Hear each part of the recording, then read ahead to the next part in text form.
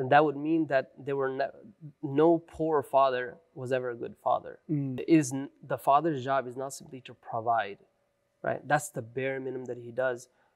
A father's job in the family is to actually inspire his children. The actual discipline in which a person is trained, people are no longer necessarily bound by them anymore. Everybody is going through something. Yeah. Subhanallah, it's just like everybody, comes and they present themselves in the most dignified manner. And that's what we're expected to do, of course. But behind the scenes, man, everybody has some scars that they're covering. Journey podcast. Yeah. Interesting. Yeah. Let's get started. Assalamu alaikum wa alaikum assalam wa rahmatullahi wa barakatuh. Good to see you. Welcome all to the first episode of the Journey podcast. We're calling it that just because on this podcast, we're going to, speak to a lot of different people and discuss their journeys. So follow along. With that being said, let me introduce our first esteemed guest. We have Shahma Hoda.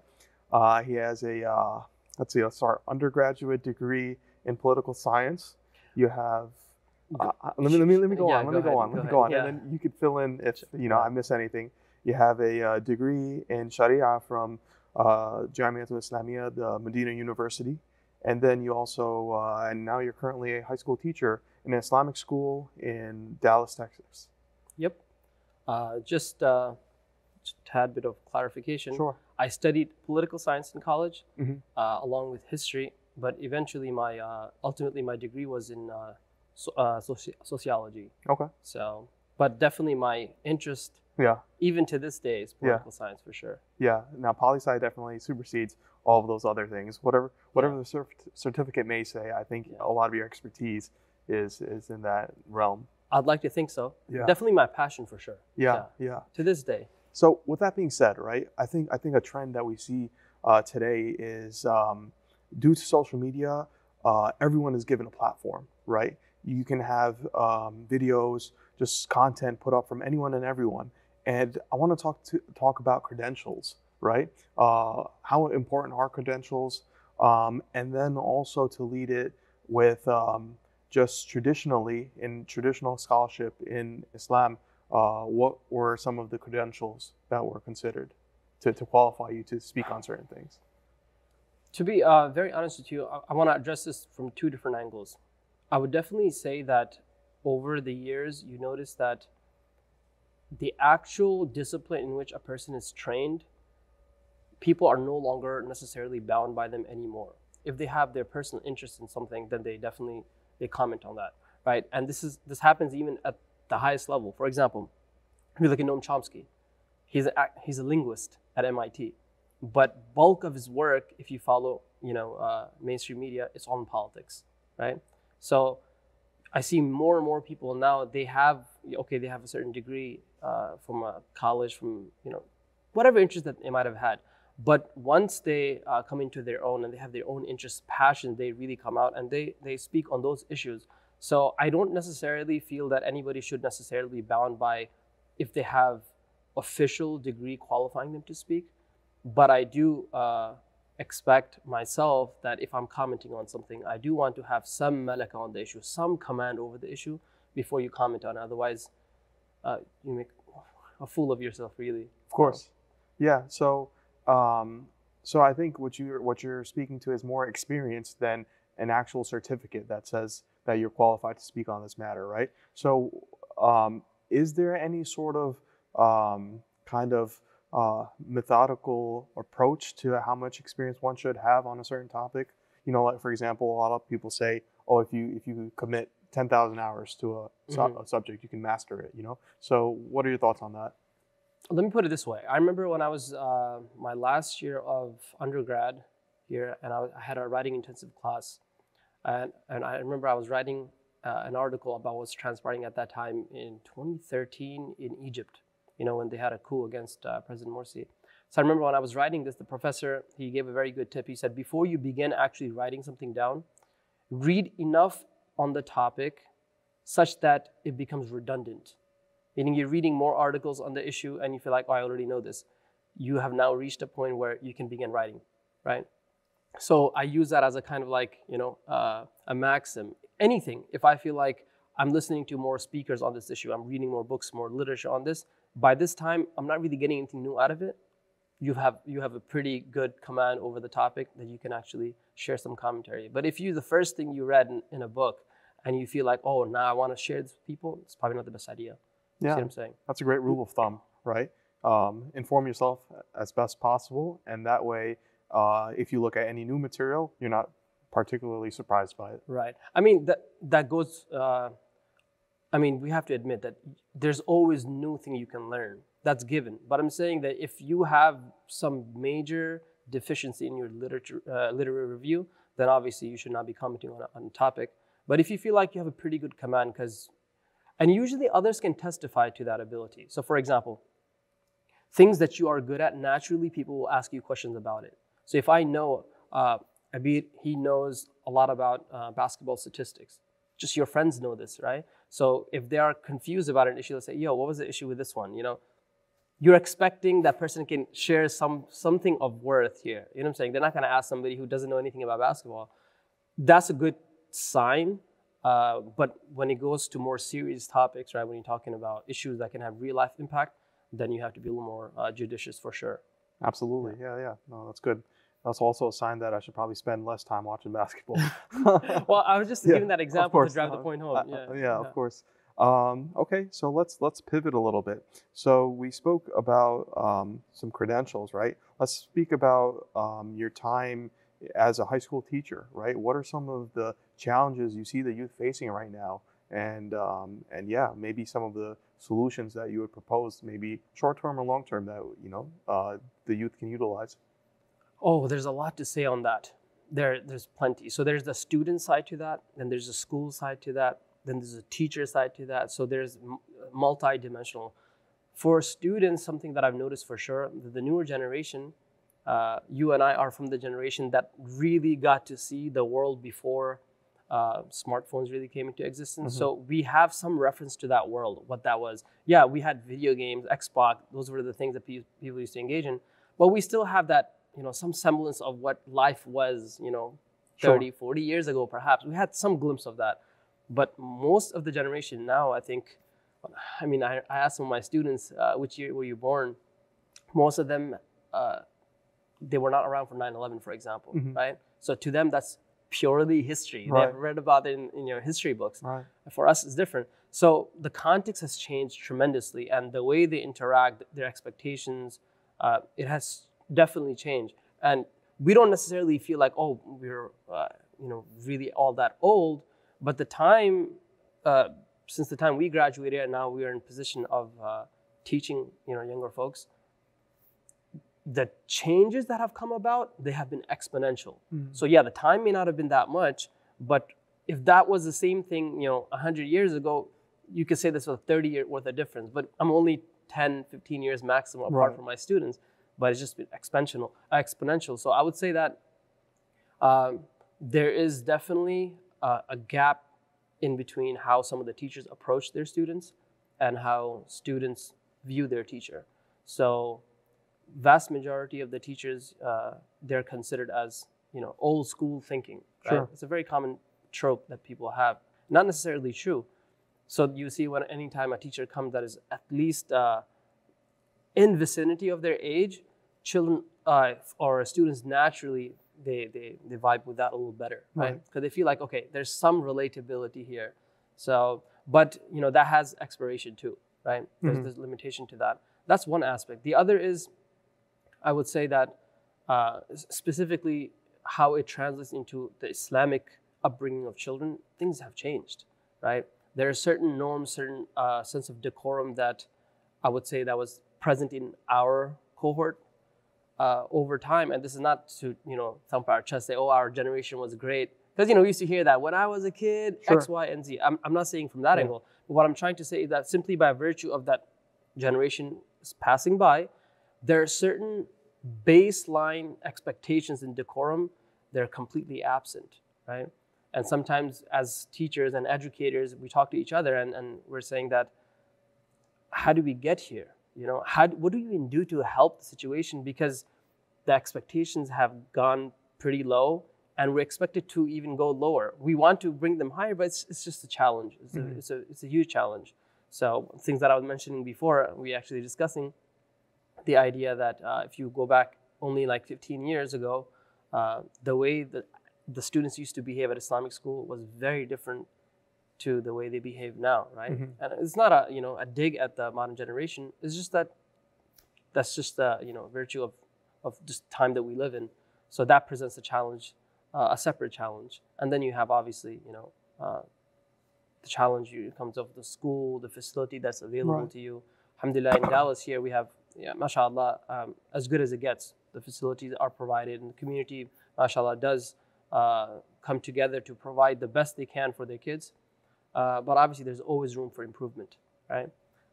I don't know to what extent you're familiar. Did you ever go to Islamic school when you were a kid? No, okay. I don't know why I have a memory of you saying that you were familiar with Medina School in New York or some of the schools. I grew up with a lot of friends that attended these schools. I don't know why in my mind it's like maybe you might have attended because you had friends from Brooklyn, a lot of them. Oh, right? yeah. So anyways, the point I'm trying to make is that I don't know how it is out there, but I would suspect that most of the schools, Islamic schools in particular, they have mostly female teachers. Typically, I would say so. Yeah. And I just feel like that has an impact on how the students, their experience, their learning experience has, because to have a perspective balance, balanced perspective is actually helpful to them. Just they interact different. You know what I'm saying? Right. So even where I am now, male faculty you can count on one hand, perhaps. You know what I'm saying? Right. Or maximum two. Yeah. So that also impacts how the students their learning experience for sure. So I don't know if I'm answering your question, but that makes there are a lot of challenges, alhamdulillah. No, that makes a lot of sense. And I think, you hear that from every generation that, back in my day, things were better, X, Y, Z, right? But I think let's look at it from a different perspective as well. What do you think are some opportunities that this new generation has that can, if really used correctly, can really propel them into higher levels than we couldn't have? For example, right, when we were growing up, just access to the computer, right? You had encyclopedias, and then early on in the internet, and so on and so forth, right? So we definitely took advantage of that. The access to essentially the world's knowledge at your fingertips. Exactly. Right? So you nailed it right there. That's exactly it. Accessibility, the information, right? Obviously, there's the downside to that, right? Because just like you're going to be inundated with so much information, it's going to be, you're just going to be paralyzed because you have so much information. It's overwhelming. Overwhelming, right? I think there's a term for that. Analysis paralysis, they say that as well. When you have too many things to take into account, you just render yourself, incapable. But there's also an advantage to that as well, right? I remember it was a thing that we used to go to the public library to access computers. At least my early years of college, I actually knew high school. And then towards the end, in my high school, they provided for us, the seniors, laptops, right? So that was very new at the time. And then right after I graduated, my younger siblings, it was provided to the entire school, 11th, 10th, and 9th, all the way down. Right. So it was really beginning to pick up at that time. But I remember it was a thing. We used to go to the library just to access, the computer, because we have many siblings and not everyone can be on the same computer at the same time. Right. So accessibility, and they have since they have so much accessibility to things, it also can help them form their identity too, to some extent. So now, because we're, especially given our situation now, if you look, everybody has information to just about anything that they wish for, right? But right now, you look what's happening around the world. Like we didn't have access to that extent. I remember very clearly. I used to like reading news even as a kid. I remember as early as I was in 3rd grade, I requested that my father would get a newspaper at home, so I would read the newspaper. And then when I was in high school, during my lunch period, I remember 9th grade in particular, during my lunch period, I would go to the library just to read news. You know what I'm saying? But now, strange child. Yeah, you can say strange for sure. Between going to the library to read news and going to the gym, my last period. You know what I'm saying? So those are the things that I enjoyed. But now it's like people are getting on their feed. Everything is curated for them perfectly. So there's a lot of information. It helps them also learn a lot faster. right? You can be sitting here and you're listening to a guy, whatever that you were being taught in class, a better explanation is coming from Australia. You know what I'm saying? Yeah. I mean, that's wonderful. You can't take that away from them. That's a great point. Even during my time in school, I remember there would maybe be a lot of lessons or just just different ideas that maybe we didn't understand all that well in class. And then if you just went on YouTube, right? Let's say it's a math class and some sort of theory or some sort of new operation that you're learning, and you have a YouTube video that will walk you right through it. And it was a lot more complimentary than just reading the textbooks, examples, or whatever you learned from your professor. I'm not sure if students still use Khan Academy. Is it still around? I believe so. I would imagine that Khan Academy has continued to grow because in the early days it already had an extensive library, so I could only imagine their systems have gotten better. I'm sure they probably streamlined it too. Yeah. No, I think I remember hearing some news that Khan Academy was offering effectively educations to a lot of third world countries. It was just just a replacement for school essentially, right? Yeah, I mean, for the most of the world now if they have access to internet and a device that can access it, game changer.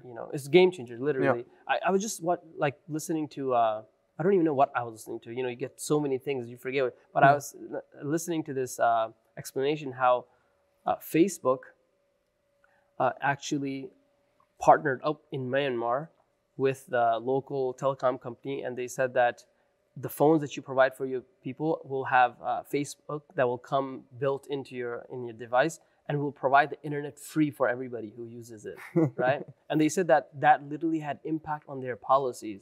So obviously when the conflict started between the Buddhists and the Muslims, and then eventually the government got involved, Facebook played an instrumental role in that. So just think about it, just this fact that they want people to have access to these things and they provide internet for them. Right. SubhanAllah. So, Yeah, no, that's a great point. It's it just goes to show you that, that like they say, nothing's free, right? So there's definitely, someone is benefiting from it. And yeah, you get to see how, like you mentioned, to the point where, let's say, entire political climate can be swayed one way or another. Social media. Due to that. Yeah. Look at us now. I mean, Yeah. If you look at the mainstream media and the constant state of flux, right? There's a tug of war going on. Who's going to really dominate the narrative? Right. They're competing over it, right? So you have mainstream media also trying to bite into the social media side as well. But it has really, at least provided some balance in the coverage of things. Yeah. But you were mentioning something about nothing is free.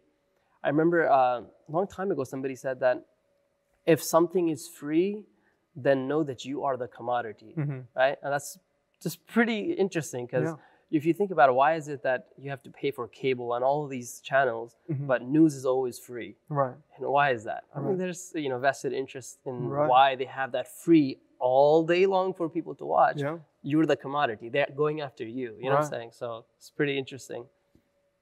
Yeah. No, that's it makes you think, right? It's eye-opening. Let's shift gears a little bit, right? So we spoke about your role as a high school teacher. Now let's talk about fatherhood. Let's talk about what and yourself being a relatively new father, right? Let's hear about what in your opinion, and you can feel free to cite sources as well. But what role does the father play in the household, and what kind of impact? I think you were also even alluding to just gender roles, in the school, right? When you mentioned the number of teachers and the gender ratio between the teachers. So maybe elaborate a little bit on that. Yeah, I mean, subhanAllah, it's a shocker to nobody to know that there is a crisis in the Western world in particular about fatherhood, right? They say, where are the fathers, or fatherhood problem, or manhood problem. These things are very common things, not just for Muslims, non-Muslims have this conversation happening all the time. And because we live not in a vacuum, but in the exact same society, there are going to be problems that we are going to be exposed to simply by virtue of living in that society. We're swimming in that soup as well. So you have many families that are, they don't have father figures in their family, some don't have mothers perhaps, and that can really, really set them back, the child, right? But you asked me, how's the father from my perspective? Um, I mean, look, the Prophet ﷺ is our patriarch, right? He's our patriarch. In every aspect, he was a role model for us. And he set the bar extremely high, right? Obviously, none of us can reach the level of the Prophet ﷺ, nor for that matter, even Sahaba radiallahu anhum. But aspiration is always there. The bullseye is always that. So you're always aiming for that, right? So if you aim for it, you'll be close to it.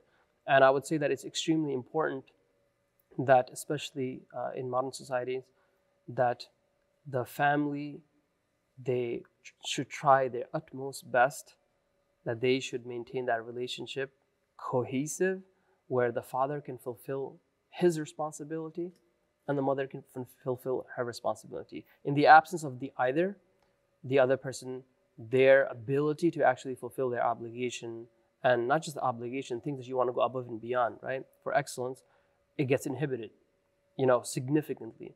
So obviously, they are saying this, this person was my father and my mother, or my mother and my father. These things are nice things to say, but in reality, people have experienced life where, they either didn't have a father in their life or didn't have a mother in their lives. They will tell you that, nothing really does any justice to that. You need every single person to be in your life because they serve a very, very important function. We used to hear all the time, it takes a village to bring up a child. I mean, forget village. We barely have nucleus family intact, right? Right. Just the idea of nucleus family is very foreign to us. I try to communicate this to my students all the time, that you listen to very, very famous commentators, in the political scene, and the commentators and the pundits, they'll talk about this idea that, we must protect the nucleus, the family. And for me, it's like, that's already a really bad situation you should be in. Every house should have 3 generations under the same roof. I truly believe that, right? Unfortunately, we don't have that for most people, but they should. There should be grandparents should be there, right? Then obviously and then the kids, right? Because the grandparents, they serve a different function than the father and the mother. So all of them, they're very important. But unfortunately, that's not available to most people nowadays, right? So in that case, it becomes all the more important that the mother and the father, that they are there for their kids and providing, everything that they can. But in particular to fathers, fathers have a responsibility, in my judgment, to not simply provide. I remember this was one of the last class I took in Medina, and I don't even remember which subject it was, to be honest. We had so many. We had to use like 12 different subjects. I forget how many we had. In any case, I remember the teacher who was mentioning is the father's job is not simply to provide, right? That's the bare minimum that he does. A father's job in the family is to actually inspire his children. Like, every child should look at their father and see a source of inspiration. If the father passes away at some point, they can talk about their father and hold their, head high.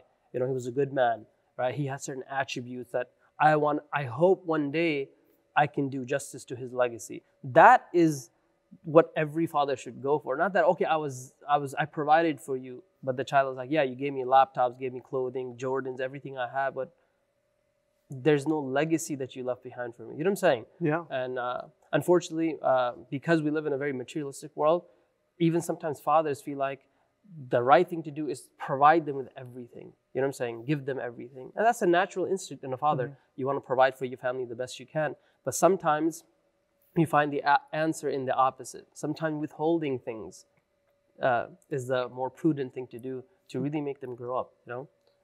Some tough love sometimes too. So. That was really a profound point, right? It's like a lot of times you don't remember the things that they bought you or the material things really, but you do remember the lessons that they taught you, right? Yeah. You remember like, okay, this is a rule that we live by, and this is, like do or die or whatever the case is, right? There'll be sayings that you're taught, or just just expectations, right? So definitely, I think that's a really important statement. I think that a lot of fathers need to hear, and implement, because that's one of the most important things you can do for your children.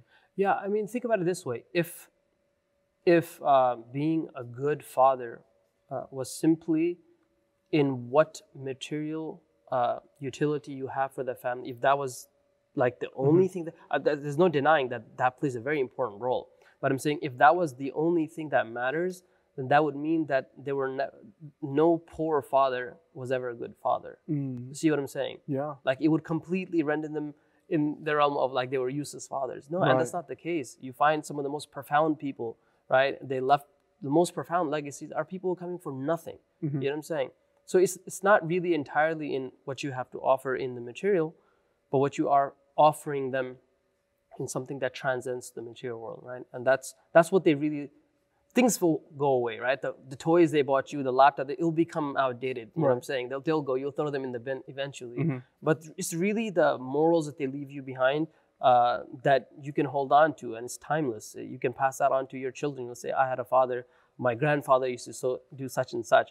Hence why you have, in the history of even like the Sahaba, there were people who talk about their forefathers, right? There's a good reason why, right? Because they used to talk about their bravery and all the things that they did, the futuhat that they did. Children need to see in their father a sense of inspiration, a source of inspiration for sure. Because children think of their parents as superheroes, right? They think of them as that. My father can do this. You see, an average conversation between two young child, they'll talk about, my father can do this. Oh yeah, well my father can do this. You know what I'm saying? Because in their mind, literally you can do everything. You know what I'm saying? And obviously that's a tall order for anyone to keep up with. But as they grow older and they really come to understand that my father is not a Superman, of course, but the legacy that person has left behind, or the expectation they have from me, or the family in general, the expectation they have of me, requires of me to behave in a certain way, to carry myself in a certain manner, right? Those are the things that really fine-tune a society, to be honest with you. SubhanAllah, and I'm going off a tangent here, but I remember I was having this conversation with my siblings. It's like, I always wondered, how is it that the Prophet ﷺ, obviously he emphasized the responsibility that we have to be good to our neighbors, right? And I always try to analyze myself, how often have I really spoken to my neighbors, made sure that they don't go to sleep, hungry, things of that nature, things we learn for sure. And I was really contemplating, I was at loss, like, subhanAllah, that means that I haven't done a good job. Obviously that is true, I've never done a good job, we can always improve. But there's a much more cynical reason why that is, right? We don't live in natural formation of society. It's completely not normal. Since the Prophet ﷺ or the rest of the Sahaba or anybody pre-modern society ever lived in a society where somebody's living next to you for a month and another group of people just come and occupy that same living space and then you move somewhere else. It's just completely unnatural, right? At no level is society is not cohesive. The person living next to you has a different belief system. They speak different languages. They come from different culture. They eat different foods, right? They have relatives living far away from them. Sometimes they move here, and it's completely different. But traditionally, what used to happen was the person that's living next to you, that's their ancestral home. You have known their forefathers, your parents knew each other, and they have inherited that house for generations. I mean, there's some real relationship. There's real investment in there. So I asked myself, why is it that we don't feel compelled to invest in the neighbor? Because we don't feel that they will be there tomorrow. You know what I'm saying? You don't even know if I'll be here. We don't know. We might move tomorrow. So I got a job in New York. I'm going to move to New York. I get a job in Texas. I move to Texas. The entire situation is completely not normal. So when you put that into context, then you feel like, okay, well, it's not an individual thing. There's a much more... It's much bigger than one individual. So subhanAllah, it makes things a lot more difficult for sure. Yeah, no, that's some great perspective there. And I wonder, I mean, given in this day and age of globalization and just how much flexibility people have, right? Like you said, the opportunity to move anywhere you want is there, right? We're seeing opportunities that maybe in the past people have never seen, right? And even just the mobility, right? Like you can have mobility in your career, you can have mobility in so many different aspects, and even in the past, I think it would be more difficult to integrate into a new community. Whereas now it's set up that way where it allows for that. So I don't see any time in the near future, especially in big cities Mm-hmm. that will ever transition away from that, right? So is that something that you think is just that we accept that it'll be a deficiency in our human relationships, or is there something that we could do to kind of compensate for that? I mean, look at it this way. First, we have to acknowledge that that is a reality that we're living in, right? Because that will impact a lot. I mean, I'm gonna sidetrack again. So I remember this conversation I was having with my brother, and he was mentioning the idea that there are some people who approach the issue of mental health, right? And they say that people back in the days, they used to go through wars and all these different types of situation, far worse situation, and they used to live and they used to be fine. And that's very true. And now you have people who seem to have just everything at their fingertip, but they seem to have a lot of anxiety, so many different issues that they're dealing with. And I personally think, and I don't think necessarily have the right answer, but I feel like definitely it has to do with we're lacking something that is deeply, built inside of us that we seek, and it's a chasm. It's asking for those needs to be met, and it simply cannot be met. And part of that has to do with the fact that we don't have our families around. We live far away from families. Since when in history did that ever happen? That you live here, your sister lives in another state.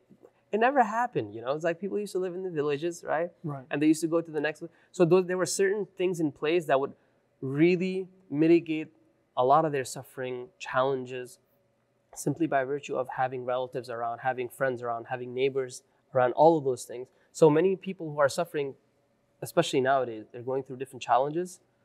I think a lot of that can be attributed to the fact that we don't have the proper living environment, right? We weren't, honestly, think about it, we weren't meant to just simply be bots who work, go to sleep, work, go to sleep. That wasn't the experience of the average person for as long as humanity has existed, if you take out the last 200 years, being generous. You know what I'm saying? Right. So something that is so new for the human experience, we're still going through it. We're still actually processing that, and all the different challenges that we're facing. It's all part of that. And we don't know. Nobody really knows how this is going to be addressed. But I would say it's definitely a good start to really make sure the ties of kinship is there. Right? I mean, Habib is a good example, right? Absolutely. Habib, coming from the mountains of Dagestan, and he comes to America, the world is very different. And he always talks about it in an interview. They ask him, he said, I love Dagestan. I love the fact that I have a house there, I have a car,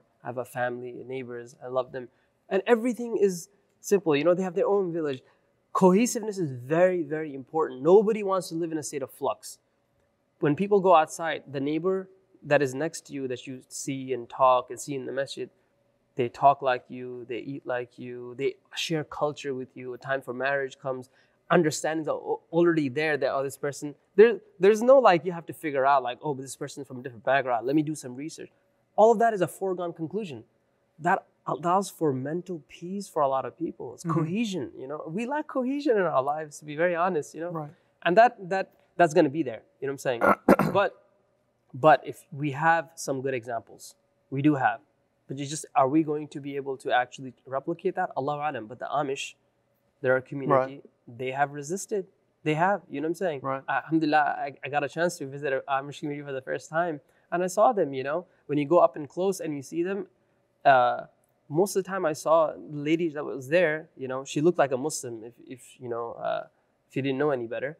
But they were walking barefoot in the mud outside, It's like, who still does that? But the idea that there's a price that comes with it too. They didn't have any electricity. They're working inside there. It's hot in there. Just using a hand fan, So yeah, it comes with a price. You have to pay the price for it. Mm-hmm. But look at their society. I'm sure if there's any study done, they will tell you that they probably have lower suicide rates or depression rate. I would imagine so, but Allah knows best. Yeah. But family, ties of kinship. We have to really make sure that we are keeping in touch with our family members. I would say that. So yeah, I think, but once you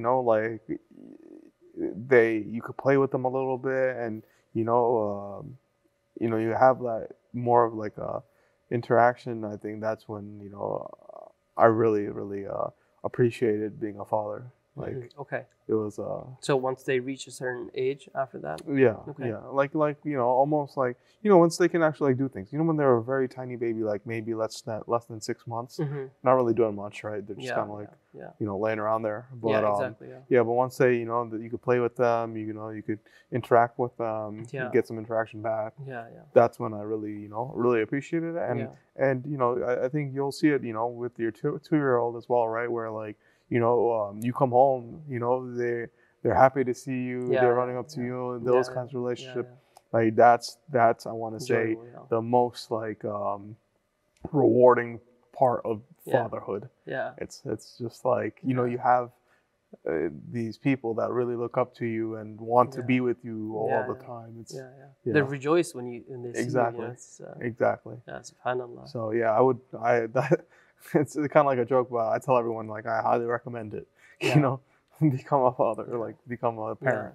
No, for sure. SubhanAllah, like I don't know if it's just a modern thing, but I just feel like I know a lot of people, they're trying to have children and they seem to be, Allah is testing them in that regard. Right. But I see that so often nowadays, Right. SubhanAllah. So it's a blessing that Allah, Yeah. Gives people children, appreciate them. Absolutely. SubhanAllah. It's Yeah, no, and the thing is like even that, right? Allah blesses people in different ways and Allah tests people in different ways. yeah. Some people, maybe Allah bless them with wealth, right? With Yeah. some people, they bless them with health, with family, and so Yeah. some people bless them with many children, and they won't even realize what it's like to try and try and try and Yeah. like Yeah. and asking and crying and not being able to have children. So yeah, there's many yeah. different One thing I've learned, man. One thing I've learned is that, I mean, we knew this already. yeah. But there are layers of appreciation. Like you have newfound appreciation for those things that you already knew. It's like everybody is going through something. Yeah. SubhanAllah. It's just like Yeah. everybody comes and they present themselves in the most dignified manner, and that's Right. what we're expected to do, of course. But behind the scenes, man, everybody has some scars that they're covering. SubhanAllah. And that goes to show you that the struggle of life is real. SubhanAllah. There's no eternal happiness in this world. It's like you remember you mentioned it when we were in the Rockies. Like our natural state is to long for that forever after, happily forever after, and you won't get that in this world. There'll be constant ups and downs, and like you said, everyone is going through something, right? And like different people can deal with different challenges in different ways, right? Allah does not test someone with something more than they can bear. Yeah. So, I've spoken to so many different people that are just dealing with so many different issues, and to another person, they may say, "Oh, that's maybe insignificant," even, right? Yeah. Like they would say, "This is not a big deal." It's a subjective thing. Exactly, right? exactly. Yeah, it's entirely subjective. Exactly. I mean, think of like a child, right? For a child, lifting something that is 10 pounds, it's a real challenge, right? But we understand that. We understand that, okay, that's challenging for that person. Exactly. That holds entirely true for different people. If a person has been used to a life of, for example, hardship, then their ability to cope with challenges is not the same as a person who grew up entirely, things catered to them. At the first sign of difficulty, they are going to show like, oh my God, I'm having a meltdown. Is there anybody else noticing this? But it's relative. Allah Azza wa Jalla knows each person according to their abilities. And one of the things I like to remind myself, and I think it's important that everyone do this, is just to look around you and look at those in maybe lesser circumstances than yourself, right? There's people out there being bombed, for example, right? Losing your entire family, don't have food to eat, hungry, right? There's different challenges that when I compare those conditions to my own, alhamdulillah, Allah bless me with so much. It really puts things into perspective, for sure, for sure. You mentioned something like in this conversation regarding the difficulty that people are enduring and the idea that Allah Azza wa Jalla does not test anybody beyond their capacity.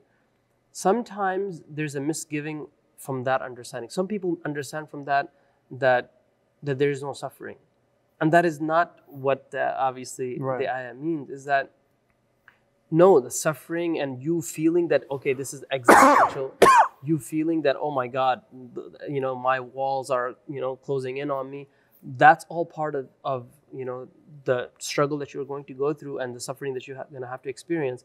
But that still means that you are able to do that. Some people have the idea that, but Allah says that Allah will not test a person beyond their ability. So why am I going through this? No, that doesn't mean that you will not suffer. No, Right. you will suffer. Right. You will suffer. It's just that you can get through it. Yeah, and I think another key takeaway, like you mentioned, right? When you look at a child and 10 pounds might be heavy for them, not to belittle other people's, suffering, Yeah. right? Yeah. If someone tells you they're suffering, you should believe them and you should Yeah. try to support them, right? For sure. It may seem maybe insignificant to you, but know that they are truly suffering, Mhm. and that you should not belittle that. I think and even that, a lot of that is emotional intelligence, right? These are things. I think some of it comes natural to a lot of people, and Yeah. some of it's learned. But I think it's something that maybe some people may lack, and it's something that they can really. It's important that everyone develop it. It's about having an eye for it. Right. For some people, obviously, like you said, it comes natural. Some people, they have that gift. They can see, and other people, it has to be pointed out, and they say that, you know what, I didn't think about that. I have a newfound appreciation for that perspective. I've had those experiences in my life where I genuinely did not see that perspective Mm-hmm. until Allah had allowed that unveiling to happen, and I was like, Subhanallah, now it makes sense. Subhanallah, and those things are going to be there. Subhanallah. So struggle. Any person that you see in front of you, everybody has something going on in their background. You know what I'm saying? And you realize from that is the ultimate reminder that Allah is giving you is that your ultimate place of abode is the hereafter. That's where you find, okay, I'm done finally with all my challenges and suffering once you entered paradise. But prior to that, you have to come to terms with the reality that we are going to go through it. It's just cycle. Allah will allow you to get some through ease, and then Allah will give you the difficulty, and then just rinse and repeat, rinse and repeat. Yep. Yeah, I think that's the most important thing, just understanding and framing your mind so that is your expectation. Yeah. Because I think most of us fall into the trap of, oh, if I just made more money, if I just had a bigger house, if I just had this and that, I would be good and I would be fine. Yeah. But that is not the case, and that will never be the case. Yeah. So the earlier you come to terms with that, the better you will be at dealing with different hardships that come your way. But that sentiment is so real, though. It's so real. Even in our lives, anecdotally speaking, you know that you have that feeling. If only I get this done, I'm set. Right. You know what I'm saying? That word, like, I'm set. I'm good to go. And you realize that once you get to that, there are other things, other needs that appear that you want to chase after and make sure you accomplish that. And that's always going to be there. But it's like a mirage, and you see in the distance. Once I get there, I'm good to go. But it's always elusive. There's always something more that you wish to have in your life and achieve. And the Prophet already told us about that, right? The Bani Adam is like that. You give him one valley full of gold, he only wants another one. Nothing will satisfy his desire for the dunya except the soil of his own grave. Subhanallah. But I definitely I would concur about the idea that each person's individual struggle, it should be acknowledged for what it is, and then let that person work. Exactly. Let them work through it. You know what I'm saying? Right. You don't have to necessarily belittle their experiences for sure. Yeah. Even like let's say even like a child. I'm sure if you speak to, let's say, a child psychologist or something, they'll tell you, let's say a child is throwing a tantrum, right? And you could tell them, hey, it's not a big deal, relax, right? But that's not going to appease them. Oh, it has never worked. Right. Yeah, it has never worked. You need to give them relief, right? Whether it's through kind words, maybe distract them, occupy them with something else. So and that can be scaled up, right, to adults. So yeah, subhanAllah, I remember I was in 11th grade and I was listening to one of the lectures, and they were mentioning the idea of human beings are extremely complicated. They're complex. different. They have different worldview, they have different understanding, they have different appreciation for things, they have different struggles, they have different backgrounds. And it's the idea that you can have a, one tailor-made solution for everybody. It doesn't really work for everybody. But it's funny that while that's true, we do know that within the framework of what the Prophet has provided us, you will find means by which you can really cope with your situation and get by. But it really requires a person of knowledge, wisdom, experience, all of that to really kind of nudge the person in the right direction. That's all I needed to do, Right. But very few know those things, subhanAllah. I think like one of the most eye-opening things for me, and things that continue to give me certainty in Islam, is we have so many ahadith and so many recommendations from the Sunnah about you should do this or you should do that, right? And you see in its application there's a huge psychological perspective, that how it affects you, right? It's like, oh, like whatever, it can be anything from just like returning a salam, or just like interactions, or so on and so forth. And it's just like or like nothing like pricks the believer except that it's something good for them. So many of these teachings that can put you in the right place mentally to be able to deal with. I mean, even modern science, they talk about the idea that people who are religiously inclined, they are faith-based communities, they tend to be able to cope and manage through certain suffering in a manner that is sometimes much better than people who don't have those things. And to us, it's like, no, duh, obviously. But when you really begin to think about those things, why is it that in Islam, for example, when a person passes away, there's a time for azah. People come and everyone offers condolences. Not just Islam, other religions have the same concept. Even animals have that concept, right? An animal dies and all the other animals will show some form of respect in the manner that, that is normal to them. But those things have impact. And what is that really? Another person came, offered words, to you, and it takes a little bit of that, that sharp edge off, subhanAllah. So, but all of those things have been provided to us. But how you orient yourself, calibrate your ideas will really make a difference, for sure. It has to, subhanAllah. And we know this. Like if you have iman that, X, Y, and Z will work, right? A placebo effect happens, for example. You think that, okay, if I take this medicine, things will happen to me. And guess what? You actually feel better. Even if that's a placebo, it's nothing. It's like a sugar pill. But how you think about things can have real life impact. And Allah Azza wa Jal, and through the Prophet ﷺ, we are constantly learning the idea of how a believer is not only in a state where he should be, okay, I'm accepting of the reality that whatever suffering I'm going through, but there's a level beyond that. Most people struggle with that one, right? They go through suffering and say, Allah, why did this happen to me? Why this level of cruelty? How could it have happened? People struggle with that one because there are different levels to their iman. But then there's higher levels that Allah and the Messenger, they want us to get to, which is not only are you accepting, right, of the fact that I have suffered X, Y, and Z, but to be able to give shukr for that. Like you are not working at a different level entirely, where you are showing gratitude to Allah, which is the Prophet ﷺ used to do, right? Absolutely. At the utmost difficult time he's going through, he would increase in his tawbah and shukr to Allah Azza wa Jal. So there clearly there are levels to these things. And we know the categories of the souls Allah talks about, nafs, different types of nafs.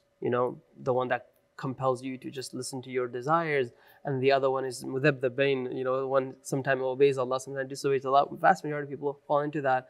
And there's one mutma'in, completely at peace with what Allah wants, meaning that those desires no longer affect that person. I mean, that's a high aim that we have. But once you get to that level, then much of these things become trivial to you. You know what I'm saying? Then I was like, all the suffering gets put into perspective. Oh yeah, this is just a thing of passing. It will pass. Yes, you'll go through that suffering, but it doesn't affect you in the same manner as a person who feels like their world completely collapsed on them, right? You see there in their faces, something happened to them and it completely just shattered, like into pieces. SubhanAllah. It's all about how much you prepare yourself in times of ease. Because it's going to come. Like we might be going through times where I always feel this way. Like if Allah is going everything good for me, Yeah, it's coming. Something it's around the corner. around the corner. I'm gonna get caught with a left hook sometime. You know what I'm saying? Yeah. And those things are very worrying because you don't know where it comes. You might be expecting something to happen, and then it happens from a place you weren't expecting at all. And then you're subhanallah, you know, it hits you in that moment, subhanallah. Yeah. So it's good to always calibrate our thinking properly. Absolutely. So, you know, to brace for the impact, subhanallah. Yeah. Likewise.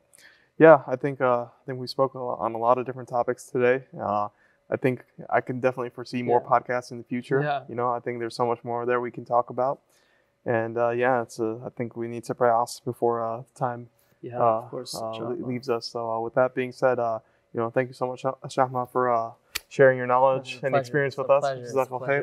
And you know, like and subscribe if you enjoyed this.